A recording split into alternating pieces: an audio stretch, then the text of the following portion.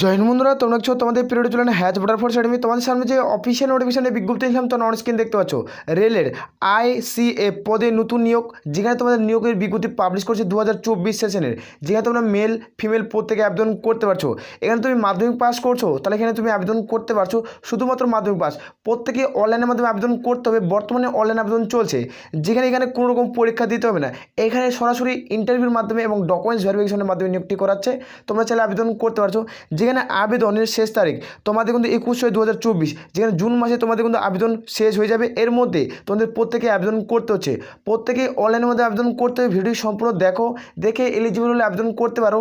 আর আমি বারংবার করে রিকোয়েস্ট করছি, যারা চ্যানেল নতুন চ্যানেলটা অবশ্যই সাবস্ক্রাইব করে নেবে। আসলে প্রত্যেকের মধ্যে সরাসরি আমরা অফিসিয়াল নোটিফিকেশন দেখছি। এখানে অন স্ক্রিন দেখতে পাচ্ছ এই অফিসিয়াল নোটিফিকেশনের বিজ্ঞপ্তি তোমাদের পাবলিশ করা হয়েছে। তোমাদের 22/5/2024 তারিখে অফিসিয়াল নোটিফিকেশন পাবলিশ করা হয়েছে। এখান থেকে এটি হলো অফিসিয়াল ওয়েবসাইট। এইভাবে নির্দিষ্টভাবে ফর্মটি ফিল করতে হবে, যেখানে অনলাইনের মধ্যে প্রত্যেকে আবেদন করতে হবে। এখানে অনলাইন আবেদন কত তারিখ থেকে স্টার্ট হচ্ছে সেটা তোমাদের দেখে দিচ্ছি। এখানে তোমরা দেখতে পাচ্ছ 22/5/2024, এখানে মে মাসের 22 তারিখ থেকে অনলাইন আবেদন স্টার্ট হয়েছে। যেখানে আবেদনের শেষ তারিখ 21/6/2024, যেখানে জুন মাসের তোমাদের 6 তারিখ লাস্ট ডেট। অনলাইনের মধ্যে আবেদন করতে হবে। এটি হলো অফিসিয়াল ওয়েবসাইট, নির্দিষ্ট প্রত্যেকে ফর্মটি ফিল করতে হবে। এখানে তোমরা মেল চাই ফিমেল প্রত্যেকে আবেদন কিন্তু করতে পারছো। শুধুমাত্র মাধ্যমিক পাস যারা করছে তারা প্রত্যেকেই যোগ্য, যারা 10 পাস করছে তারা প্রত্যেকেই যোগ্য। তার সাথে সাথে তোমরা যে উচ্চ মাধ্যমিক পাস করছো তাও আবেদন কিন্তু করতে পারবে। এখানে তোমাদের শুধুমাত্র মাধ্যমিক পাস থাকছে, একটা 12 পাস থাকলে তোমরা আবেদন করতে পারছো। প্রত্যেকের ক্ষেত্রে অত্যন্ত গুরুত্বপূর্ণ সুযোগ থাকছে, তোমরা চাইলে আবেদন প্রত্যেকেই করবে। এখানে অন স্ক্রিন দেখতে পাচ্ছ হাউ টু অ্যাপ্লাই, কীভাবে অনলাইনের মাধ্যমে আবেদন করবে।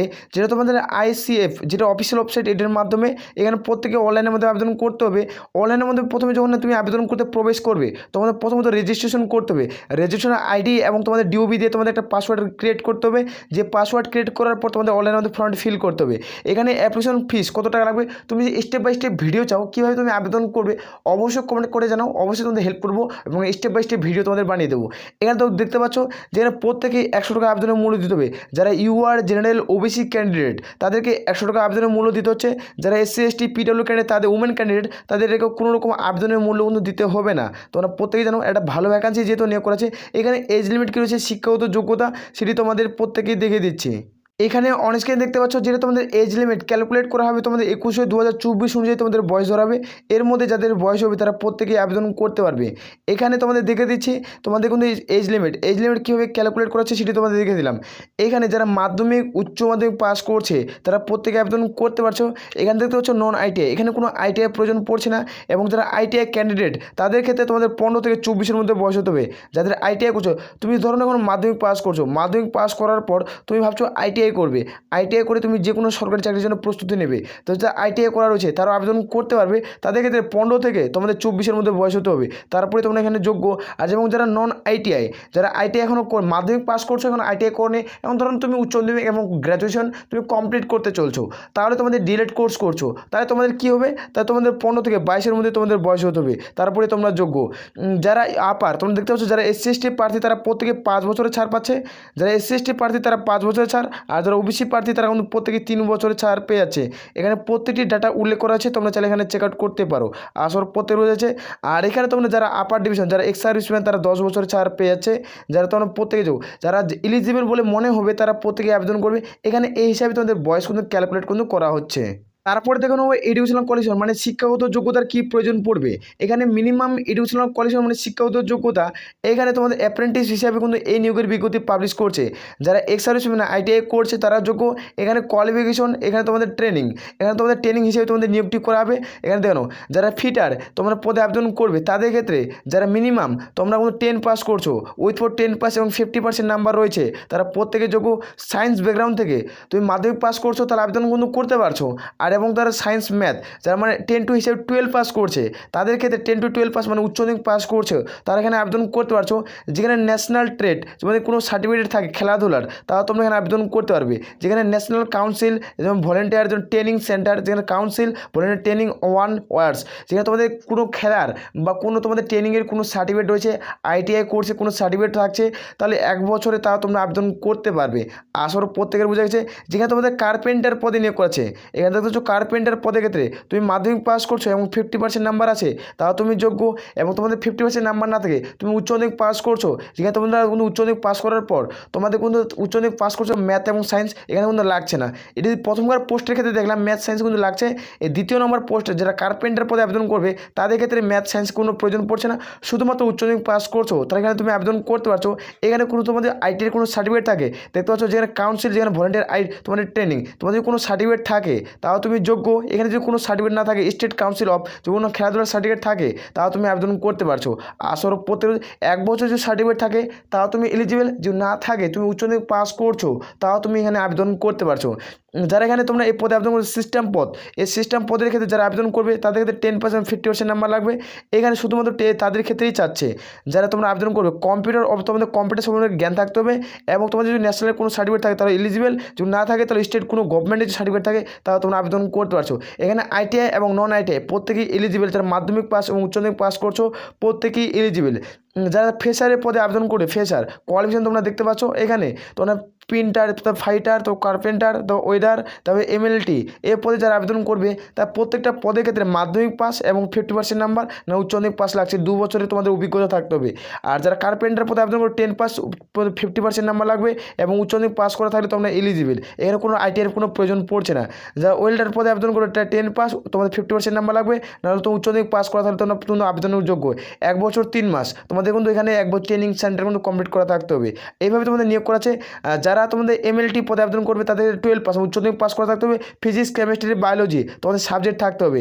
এখানে তোমার তারপরে যোগ্য 1 বছর 3 মাস তোমাদের এখানে সময় নেওয়া হবে। এইগুলা পদের ক্ষেত্রে কত টাকা বেতন দেওয়া হবে, এখানে প্রথমত 1 বছর হিসেবে কন্ট্রাকচুয়াল হিসেবে বেশি নিয়োগ করাবে। যখন তোমাদের একটি সার্টিফিকেট পাবে, এখানে একটা সার্টিফিকেট দেওয়া হবে তুমি আরপিএফ, এনটিপিসি, রেলের যে সমস্ত পদে তুমি চাকরি করতে চাও রেলের গ্রুপ ডির ভ্যাকান্সিতে, তাহলে তুমি এই সার্টিফিকেটটি তুমি কাজে লাগাতে পারবে এবং কম নাম্বারে তুমি সরকারি চাকরি পেয়ে যাবে। তোমাদের যখন তুমি এখন ধরো রেলের গ্রুপ ডি পদে তুমি আবেদন করবে, যে রেলের গ্রুপ ডি পদে তুমি আবেদন করবে, এখন তুমি এই গ্রুপ ডি পদে যে আবেদন করবে সে পদের ক্ষেত্রে এগুলো তোমাদের তোমাদের এগুলো যে ফিটার, কার্পেন্টার তোমাদের ট্রেনিংয়ের সার্টিফিকেট আছে।